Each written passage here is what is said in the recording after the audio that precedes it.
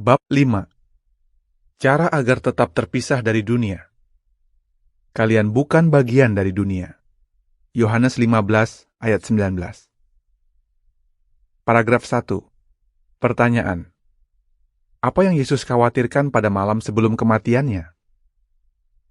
Pada malam sebelum kematiannya, Yesus tahu bahwa dia akan meninggalkan murid-muridnya, dan dia khawatir terhadap masa depan mereka.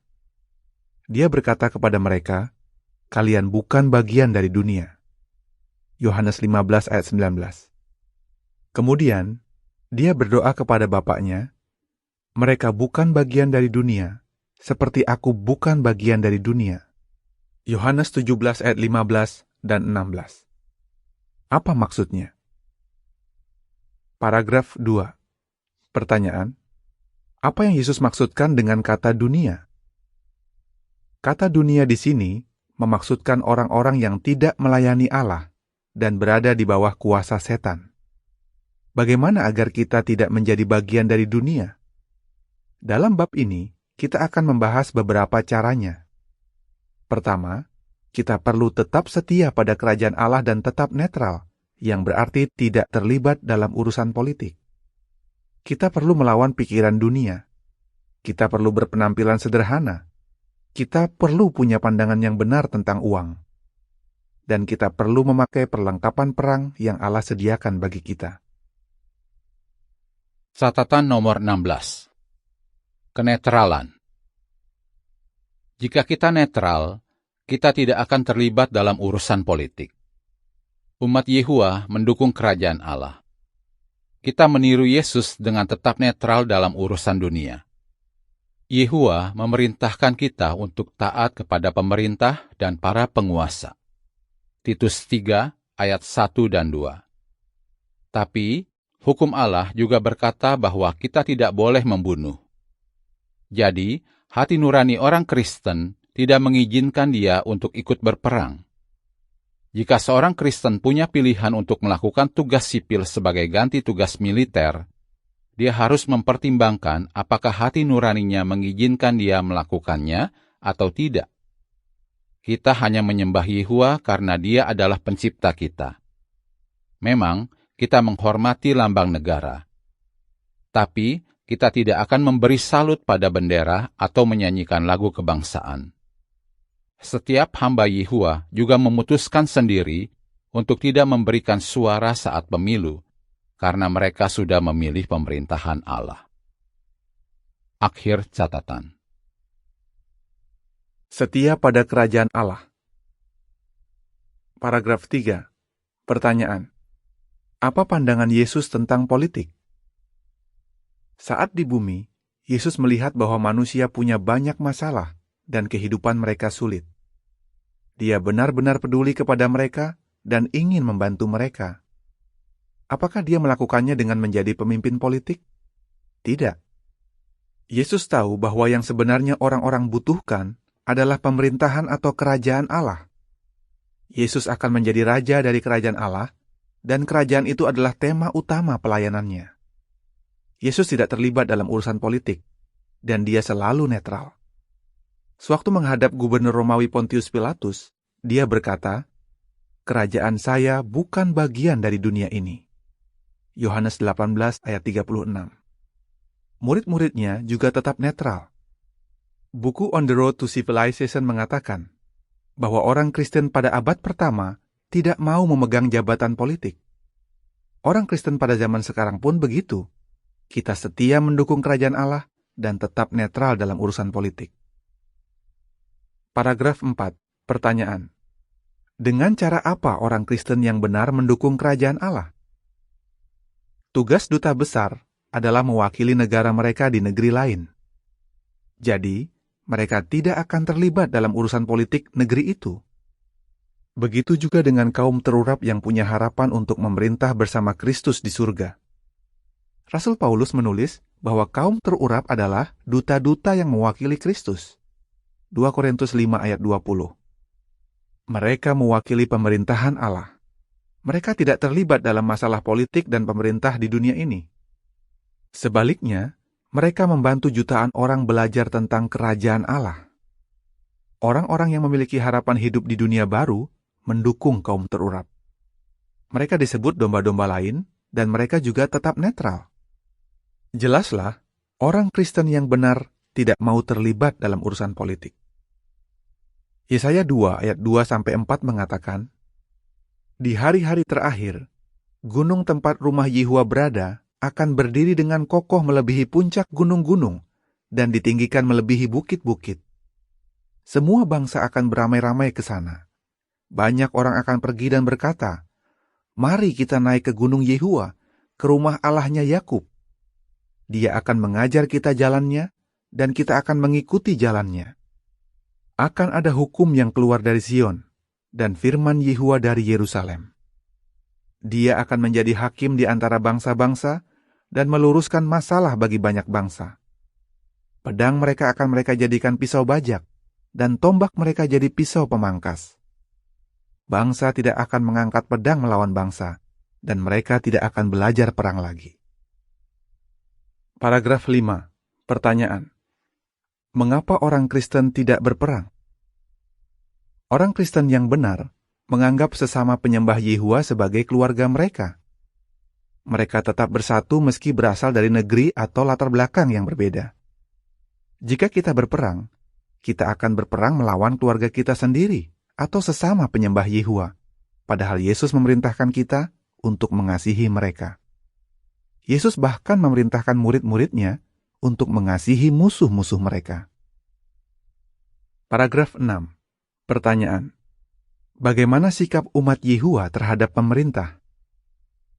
Meski sebagai orang Kristen kita tetap netral, kita berupaya keras untuk menjadi warga negara yang baik. Misalnya, kita menghormati pemerintah dengan mematuhi hukum dan membayar pajak. Tapi, kita selalu memastikan untuk memberi milik Allah kepada Allah. Markus 12 ayat 17. Milik Allah mencakup kasih, kesetiaan, dan ibadah kita kepadanya. Kita rela menyerahkan kehidupan kita daripada harus melanggar perintah Yehuwa. Kisah 5 ayat 29 mengatakan, Petrus dan rasul-rasul lainnya menjawab, "Kami harus lebih taat kepada Allah sebagai penguasa kami daripada kepada manusia."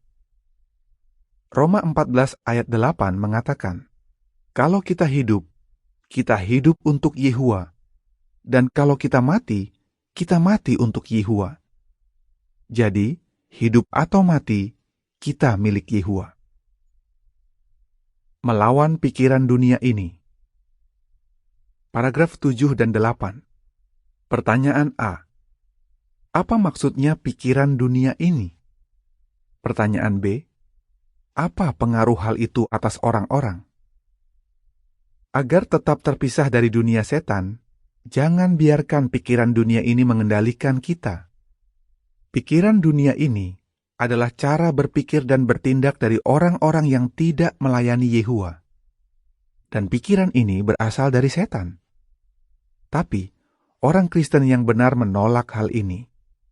Paulus berkata, "Yang membimbing kita bukan pikiran dunia ini, tapi kuasa kudus dari Allah." 1 Korintus 2 ayat 12. Catatan nomor 17. Pikiran dunia. Dunia ini dipenuhi oleh pikiran setan. Cara berpikir seperti ini umum di antara orang-orang yang tidak menyayangi dan tidak meniru Yehuwa serta mereka yang menolak standarnya. Cara berpikir ini juga menghasilkan berbagai tingkah laku yang buruk. Semua ini disebut pikiran dunia. Umat Yehuwa berusaha keras agar tidak dipengaruhi oleh pikiran dunia ini. Sebaliknya, kita menyukai perintah Yehuwa dan berupaya keras untuk meniru cara berpikirnya. Akhir catatan. Pikiran dunia ini membuat orang-orang menjadi egois, sombong, dan suka memberontak, sehingga mereka berpikir bahwa mereka tidak perlu menaati Allah. Setan ingin agar orang-orang berbuat semau mereka tanpa memikirkan dampaknya. Dia ingin agar mereka percaya bahwa keinginan tubuh yang berdosa dan keinginan mata adalah yang terpenting dalam kehidupan. 1 Yohanes 2 ayat 16. Iblis berusaha keras untuk menyesatkan hamba Yehua dan menipu mereka agar mengikuti cara berpikirnya. Paragraf 9. Pertanyaan: bagaimana kita bisa terpengaruh dengan pikiran dunia ini? Seperti udara, pikiran dunia ini ada di mana-mana. Jika kita tidak berupaya keras untuk melawannya, kita pasti akan terpengaruh. Amsal 4 ayat 23 mengatakan, dari semua hal yang harus dijaga, yang terutama jagalah hatimu, karena hatimu menentukan hidupmu. Kita bisa mulai terpengaruh melalui hal-hal yang kelihatannya tidak berbahaya. Misalnya, kita bisa jadi membiarkan diri terpengaruh dengan cara berpikir dan bertindak dari orang-orang yang tidak menyembah Yehua. Atau, kita bisa terpengaruh oleh pornografi, orang-orang murtad, atau olahraga yang penuh persaingan. Catatan nomor 18. Kemurtadan. Orang murtad adalah orang yang menentang melawan kebenaran Alkitab. Mereka memberontak terhadap Yehua dan Yesus, Raja dari Kerajaan Allah, dan memengaruhi orang lain untuk mengikuti mereka. Mereka ingin membuat umat Yehua menjadi ragu. Beberapa orang di sidang Kristen masa awal menjadi orang murtad. Dan pada zaman kita ada juga yang seperti itu. Mereka yang setia kepada Yehua sama sekali tidak berurusan dengan orang murtad. Kita tidak akan pernah membiarkan rasa ingin tahu atau tekanan dari orang lain membuat kita membaca atau mendengarkan apapun yang berasal dari orang murtad. Kita setia kepada Yehua dan hanya menyembah Dia. Akhir catatan. Paragraf 10. Pertanyaan: bagaimana kita bisa melawan pikiran dunia ini? Jadi, bagaimana supaya kita tidak terpengaruh oleh pikiran dunia ini?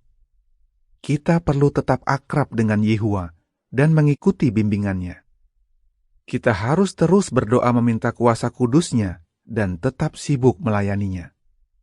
Yehualah yang paling berkuasa di alam semesta, jadi kita yakin bahwa Dia bisa membantu kita melawan pikiran dunia ini. Hormatilah Allah dengan penampilan kita. Paragraf 11. Pertanyaan: bagaimana pikiran dunia ini memengaruhi penampilan orang-orang? Kita juga menunjukkan bahwa kita bukan bagian dari dunia ini dengan penampilan kita. Banyak orang sekarang memilih pakaian yang menarik perhatian, merangsang orang lain, menunjukkan sikap memberontak, atau memamerkan kekayaan mereka. Ada juga yang tidak peduli dengan penampilan, sehingga mereka berpenampilan dengan berantakan atau kotor. Kita tidak mau hal-hal ini memengaruhi penampilan kita. Paragraf 12 dan 13. Pertanyaan: prinsip apa saja yang bisa membantu kita menentukan penampilan kita? Sebagai hamba Yehua, kita ingin selalu berpenampilan rapi, bersih, sopan, dan sesuai dengan acaranya. Kita berpakaian dengan kesederhanaan dan pertimbangan yang baik, sehingga kita bisa menunjukkan bahwa kita berbakti kepada Allah. 1 Timotius 2 ayat 9 dan 10.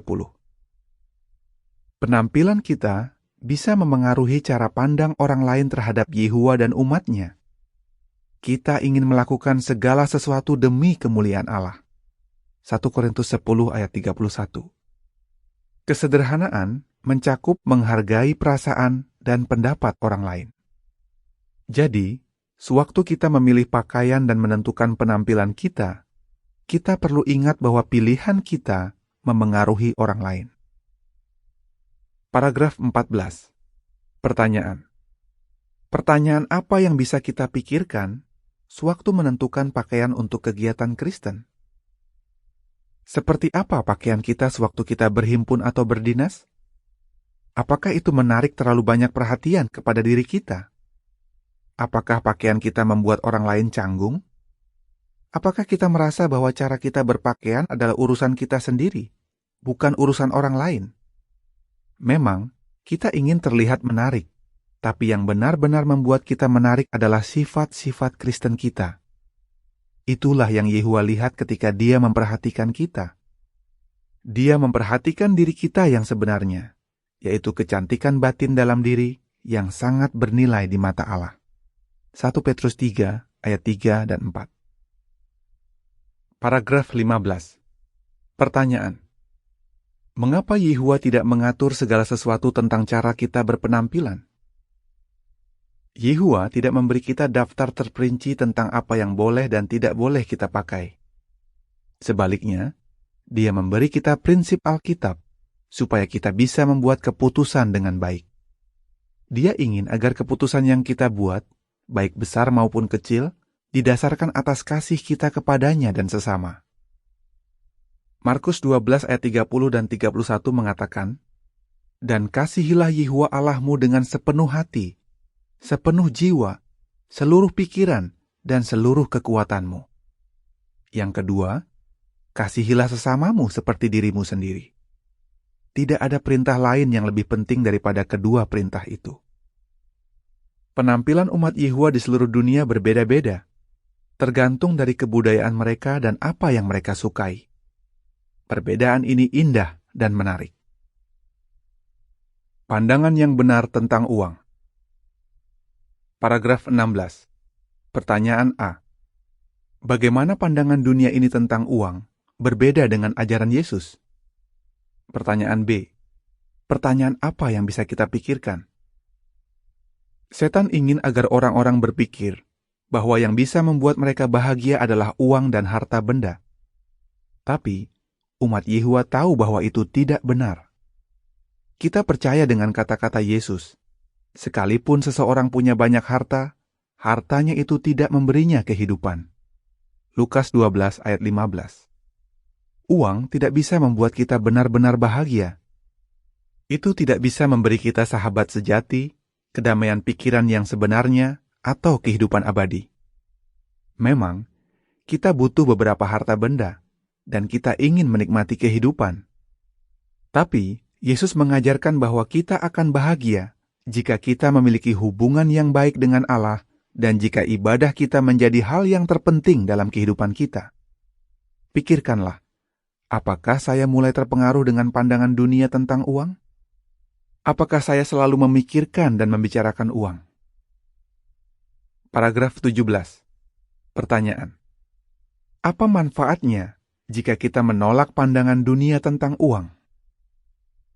Jika kita melayani Yehua dan menolak pandangan dunia tentang uang, kehidupan kita akan lebih bermakna. Kita akan merasa puas sehingga hati dan pikiran kita akan merasa damai. Kita tidak akan terlalu khawatir memikirkan harta benda. 1 Timotius 6 ayat 9 dan 10 mengatakan, "Tapi orang yang bertekad untuk menjadi kaya akan tergoda, terjerat, dan terperangkap oleh banyak keinginan yang bodoh dan merugikan, yang membawa kehancuran dan kematian." Cinta uang adalah salah satu akar berbagai kejahatan, dan karena memupuk cinta itu, ada yang menyimpang dari iman dan menyakiti diri dengan banyak penderitaan. Kita akan bersuka cita karena suka memberi. Cara hidup ini akan membuat kita punya lebih banyak waktu untuk orang-orang yang kita sayangi. Bahkan, kita bisa tidur lebih nyenyak. Seluruh perlengkapan perang. Paragraf 18. Pertanyaan: apa yang ingin setan lakukan kepada kita? Setan ingin memutuskan persahabatan kita dengan Yehua. Jadi, kita harus melakukan segala sesuatu untuk menjaga persahabatan itu. Kita berperang melawan kumpulan roh jahat. Efesus 6 ayat 12. Setan dan roh-roh jahat tidak ingin kita bahagia atau hidup abadi. Memang, mereka adalah musuh yang kuat, tapi kita bisa menang dengan bantuan Yehua. Paragraf 19. Pertanyaan: bagaimana Efesus 6 ayat 14-18 menjelaskan perlengkapan perang orang Kristen? Pada zaman dulu, para prajurit memakai perlengkapan perang untuk melindungi diri di medan pertempuran.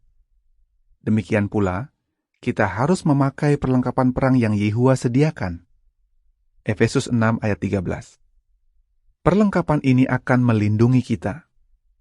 Perlengkapan ini Disebutkan dalam Efesus 6 ayat 14-18, berdirilah teguh dengan memakai ikat pinggang berupa kebenaran, memakai pelindung dada berupa tingkah laku yang benar, dan memakai sepatu berupa kesiapan untuk memberitakan kabar baik tentang kedamaian. Selain itu, ambillah perisai besar berupa iman, agar kalian bisa memadamkan semua panah berapi dari si jahat. Juga, terimalah pelindung kepala berupa keselamatan, dan pedang rohani berupa firman Allah. Sambil terus berdoa dengan bimbingan kuasa kudus pada setiap kesempatan, dalam segala bentuk doa dan permohonan. Paragraf 20. Pertanyaan. Apa yang harus kita lakukan agar perlengkapan perang bisa membantu kita? Jika seorang prajurit lupa memakai salah satu perlengkapan perang, akan ada bagian tubuhnya yang tidak terlindungi. Bagian itu akan menjadi sasaran empuk musuhnya. Begitu juga, jika kita ingin perlengkapan perang itu melindungi kita, kita tidak boleh lupa memakai satu bagian pun. Kita perlu memakainya setiap saat dan menjaga agar kondisinya tetap baik. Pertempuran kita akan terus berlanjut sampai dunia setan dihancurkan dan setan serta roh-roh jahat disingkirkan dari bumi. Jadi, jika kita sedang melawan keinginan yang salah atau berjuang melawan kelemahan, janganlah menyerah. Paragraf 21. Pertanyaan.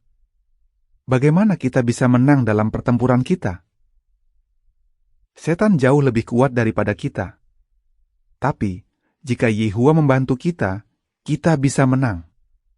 Agar tetap setia, kita perlu berdoa kepada Yehua, mempelajari firman-Nya, dan bergaul dengan saudara-saudari kita. Hal-hal ini bisa membantu kita tetap setia kepada Allah dan siap untuk membela iman kita. Bersiaplah untuk membela iman kita. Paragraf 22 dan 23. Pertanyaan A. Apa yang perlu kita pikirkan agar selalu siap membela iman kita? Pertanyaan B. Apa yang akan kita bahas di bab berikutnya? Kita perlu siap membela iman kita setiap saat. Dalam hal-hal tertentu, pendirian saksi-saksi Yehova sangat berbeda dengan kebanyakan orang. Jadi coba pikirkan, apakah saya benar-benar mengerti alasan kami mengambil pendirian ini? Apakah saya yakin bahwa Alkitab dan budak yang setia dan bijaksana itu benar? Apakah saya bangga menjadi seorang saksi-saksi Yehova? Apakah saya bisa menjelaskan iman saya kepada orang lain? 1 Petrus 3 ayat 15 mengatakan, Akuilah dalam hati kalian bahwa Kristus adalah Tuhan dan Dia itu suci. Kalian harus selalu siap menjawab orang yang mempertanyakan harapan yang kalian miliki. Tapi, jawablah dengan lembut dan penuh hormat. Dalam banyak situasi, kita tahu dengan jelas apa yang harus kita lakukan agar tetap terpisah dari dunia. Tapi, ada saatnya kita tidak tahu dengan jelas apa yang harus kita lakukan. Setan mencoba menjebak kita dengan berbagai cara. Salah satu jebakannya adalah hiburan. Bagaimana kita bisa memilih hiburan dengan baik? Bab berikutnya akan membahas hal ini. Prinsip Alkitab. 1. Orang Kristen setia pada kerajaan Allah. Kerajaan saya bukan bagian dari dunia ini. Yohanes 18 ayat 36. Bagaimana cara kita menunjukkan bahwa kita netral dan mendukung kerajaan Allah? Yesaya 2 ayat 2-4, Yohanes 6 ayat 15, dan 1 Petrus 3 ayat 15. Kita tidak berperang atau terlibat dalam urusan politik. Keluaran 20 ayat 4 dan 5, dan 1 Yohanes 5 ayat 21. Kita tidak menyembah lambang negara apapun. Contohnya, kita tidak memberi salut pada bendera. Matius 26 ayat 52. Kekerasan tidak bisa menyelesaikan masalah. Kita mengandalkan Yehova yang akan menyelesaikan masalah di dunia ini sampai tuntas. Yohanes 13 ayat 34 dan 35, dan 1 Yohanes 3 ayat 10-12. Semua penyembah Yehua adalah saudara kita, meski mereka berasal dari negara, suku, atau latar belakang yang berbeda. Kita tidak akan saling berperang. 2. Orang Kristen bukan bagian dari dunia. Mereka bukan bagian dari dunia, seperti aku bukan bagian dari dunia. Yohanes 17 ayat 16. Mengapa kita perlu tetap terpisah dari dunia setan? 1 Yohanes 5 ayat 19. Dunia memaksudkan orang-orang yang tidak mengenal Allah, yang dipengaruhi penguasa dunia, yaitu setan. Yakobus 4 ayat 4. Kita ingin Yehua menganggap kita sebagai sahabatnya. Kita meniru Yehua dan Yesus melalui kelakuan, tindakan, dan kata-kata kita. 3. Orang Kristen menghindari kelakuan dunia ini. Dari semua hal yang harus dijaga, yang terutama jagalah hatimu. Amsal 4 ayat 23. Apa maksudnya menolak kelakuan dari dunia setan? Efesus 2 ayat 2 dan 1 Yohanes 2 ayat 16. Setan itu egois, sombong, dan suka memberontak. Dia ingin orang percaya bahwa mereka tidak perlu menaati Allah. 1 Korintus 10 ayat 31. Kita menunjukkan bahwa kita bukan bagian dari dunia dengan kata-kata dan tindakan kita, bahkan dalam kehidupan sehari-hari. 1 Korintus 2 ayat 12 dan 1 Yohanes 4 ayat 4. Untuk menolak kelakuan dari dunia setan, kita perlu tetap akrab dengan Yehua dan mengisi pikiran kita dengan pikirannya. 4. Uang tidak bisa membuat kita benar-benar merasa aman atau damai. Sekalipun seseorang punya banyak harta, hartanya itu tidak memberinya kehidupan. Lukas 12 ayat 15. Apa yang membantu kita untuk memiliki pandangan Yehua tentang harta benda? Kisah 20 ayat 35 dan 1 Timotius 6 ayat 9 dan 10. Setan ingin agar orang-orang berpikir bahwa mereka baru bisa bahagia kalau mereka kaya dan bersenang-senang. Tapi, Yesus mengajar kita bahwa kita akan bahagia jika kita memiliki hubungan yang baik dengan Allah dan suka memberi. Matius 6 ayat 31 dan 32, Markus 12 ayat 30 dan 31, dan Lukas 21 ayat 34 sampai 36. Jika kita sibuk melayani Yehua, kehidupan kita akan bermakna. Kita bisa merasa puas dan damai.